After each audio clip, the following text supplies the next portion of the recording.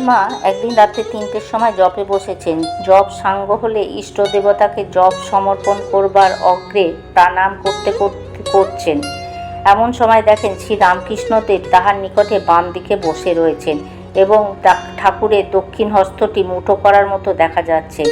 দক্ষিণেশ্বরে ঠাকুরকে যেমন দর্শন করেন এখানেও ঠিক সেইরূপ স্পষ্ট জীবন্ত। ভাবলেন, এ কি, এমন সময় ইনি কোত্থেকে কেমন করে এখানে এলেন? গোপালের মা বলেন, আমি অবাক হয়ে দেখছি আর ওই কথা ভাবছি। এদিকে গোপাল, শ্রী রামকৃষ্ণদেবকে তিনি গোপাল বলতেন, বসে মুচকে মুচকে হাসছে। তারপর সাহসে ভর করে বাঁ হাত দিয়ে যেমন গোপালের বাঁ হাতখানা ধরেছি, অমনি সে মূর্তি কোথায় গেল। তার ভেতর থেকে 10 মাসে সত্যিকারের গোপাল এত বড় একটা ছেলে বেরিয়ে এলো। হামা দিয়ে হাত তুলে আমার মুখ পানে চেয়ে, সে কী রূপ আর চাউনি! বলল, মা ননি দাও। আমি তো দেখে শুনে ভয় পেয়ে গেলুম। তারপরে কেঁদে বললুম, বাবা, আমি দুঃখিনী কাঙালিনী, আমি তোমায় কি খাওয়াবো? ননি ক্ষীর কোথায় পাবো বাবা? কিন্তু সে অদ্ভুত, গোপাল কি তা শোনে, কেবল খেতে দাও বলে।